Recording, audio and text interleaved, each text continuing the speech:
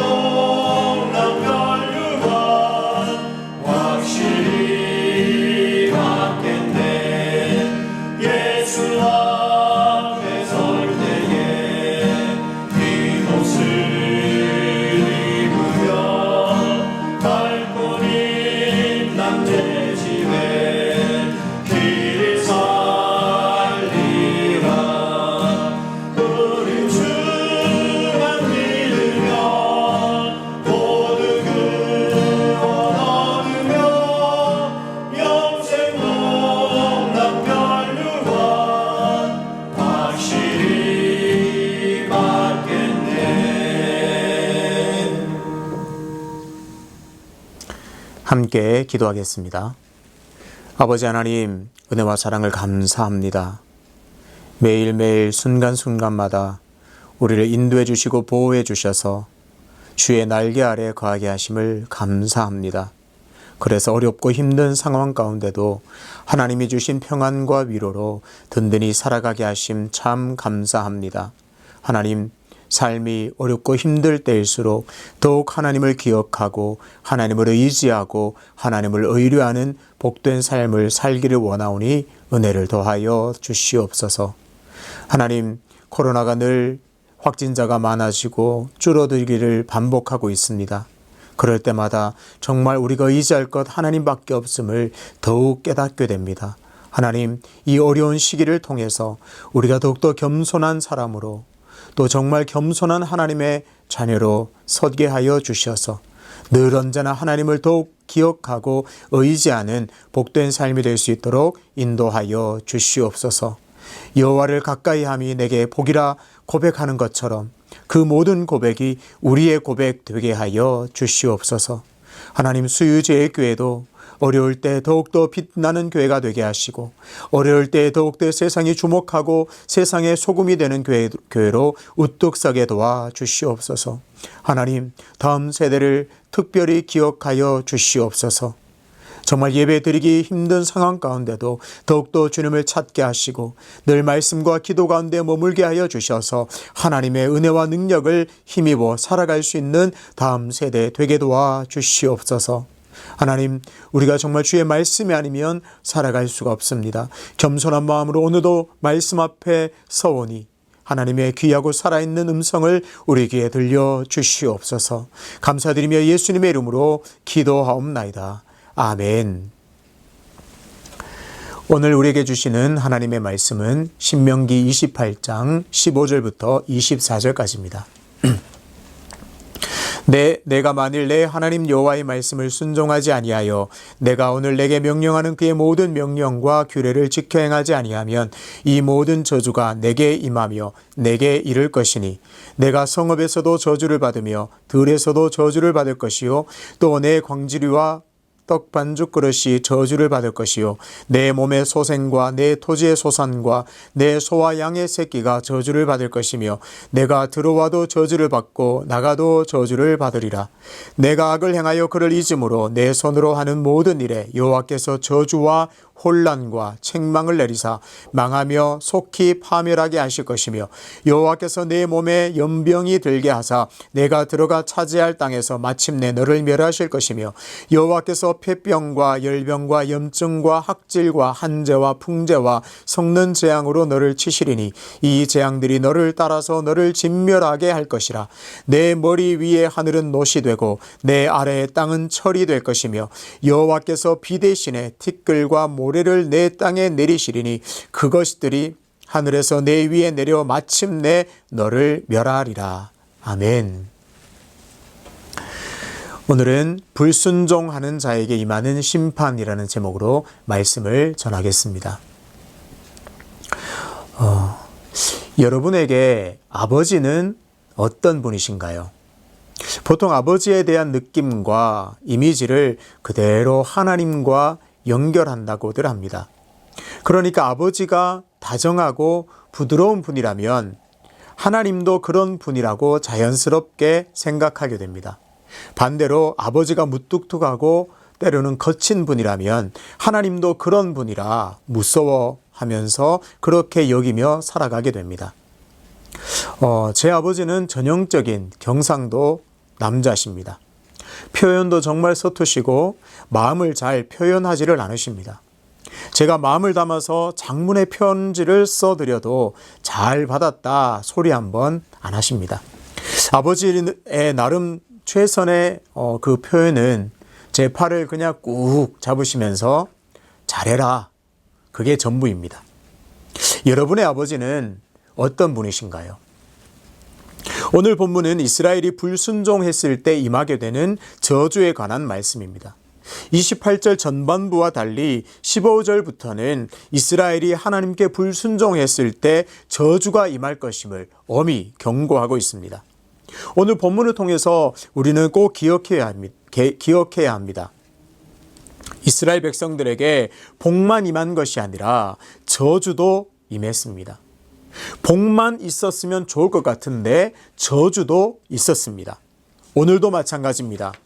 우리는 다 복받기를 원하지만 저주를 받을 때도 있음을 항상 기억해야 합니다.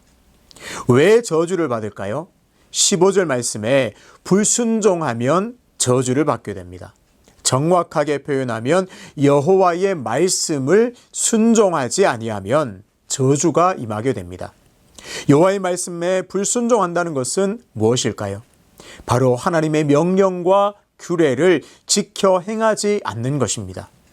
우리는 보통 순종과 불순종이라는 단어를 추상적인 것으로 받아들일 때가 간혹 있는 것 같습니다. 그냥 막연하게 나는 순종을 잘 하는 사람 같아. 나는 불순종하는 일은 별로 없는 것 같아. 되게 막연한 개념으로 받아들일 때가 있는 것 같습니다. 그런데 오늘 본문에서는 순종이 무엇이고 불순종이 무엇인지를 아주 정확하게 보여줍니다. 불순종은 행하지 않는 것입니다. 말씀대로 살지 않는 것입니다. 말씀을 무시하고 말씀과 상관없이 살아가는 것이 바로 불순종입니다. 반대로 순종은 당연히 행하는 것입니다. 28장 1절에 잘 나와 있습니다. 그의 모든 명령을 지켜 행하면, 그러니까 우리 자신을 하나님 앞에서 점검할 때 그 말씀을 기억하고 말씀대로 행하는 사람인지 말씀을 행하지 않는 사람인지를 정확하게 보아야 합니다. 막연하게 순종하고 있겠지가 아니라 말씀을 붙들고 그 말씀대로 행하는 사람인지를 정직하게 점검해야 합니다. 이렇게 행하는 사람, 말씀을 기억하고 그 말씀을 행하는 사람은 복을 받습니다. 그런데 행하지 않는 사람에게는 저주가 임하게 됩니다. 이 저주의 내용은 28장의 복의 내용을 그대로 뒤집어 놓았습니다. 하나님의 말씀을 청정하면 복이 임하지만 행하지 않는 자에게는 저주가 임하게 됩니다. 마찬가지로 성읍에서도 복을 받고 들에서도 복을 받지만 성읍에서도 저주를 받고 들에서도 저주를 받습니다.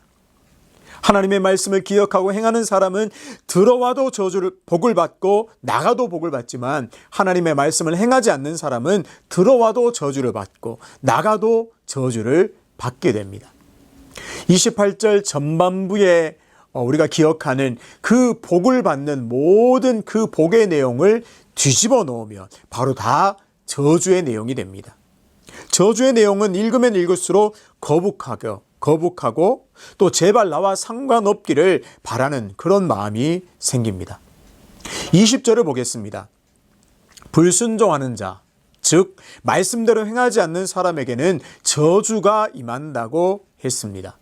그런데 20절을 더 자세히 보면 20절에서는 그 불순종의 실체를 더 정확하게 알려줍니다.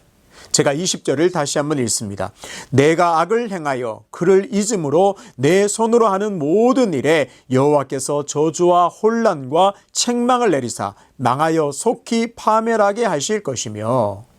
그렇습니다. 복은 누가 받습니까? 말씀에 순종하는 자, 말씀대로 행하는 자가 모든 복을 받습니다. 그런데 저주는 누가 받습니까? 말씀에 불순종하는 자, 말씀대로 행하지 않는 자가 받습니다. 20절에서는 더 중요한 사실을 알려줍니다. 누가 저주를 받을 수밖에 없는가? 바로 악한 사람입니다.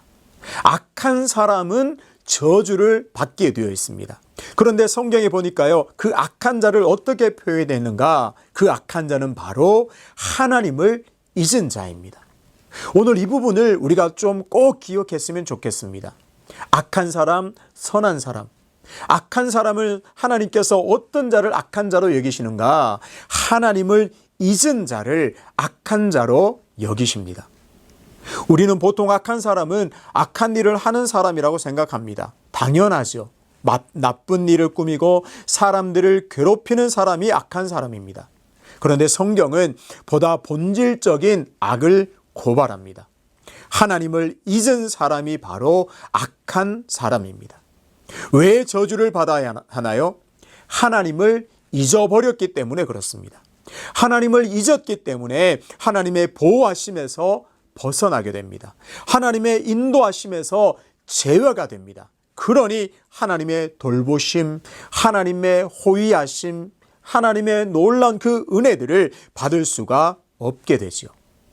반대로 생각해 보죠. 그럼 누가 선한 사람일까요? 착하고 마음씨가 고운 사람이겠지요. 하지만 하나님이 보시기에 선한 사람은 하나님을 기억하는 사람입니다. 하나님을 기억하는 사람이 하나님을 의지하게 됩니다. 그 사람에게 하나님께서는 복을 주십니다. 이렇게 악한 사람에게는 하나님을 잊어버렸기 때문에 당연히 저주가 임하게 됩니다. 저주가 임한 삶을 구체적으로 표현하고 있는데요. 참 두렵고 무섭습니다. 요즘 젊은이들 표현을 쓰자면 후덜덜합니다. 21절에 어떤 내용이 있는지 보시죠. 몸에 연병이 들게 하신다. 그렇게 했습니다. 어떻게 여기서 들게 한다는 표현이 있는데요. 그 뜻은 뒤를 바짝 쫓아 달라붙다 급히 따른다는 의미가 있습니다. 그러니까 여러분 상상해 보십시오.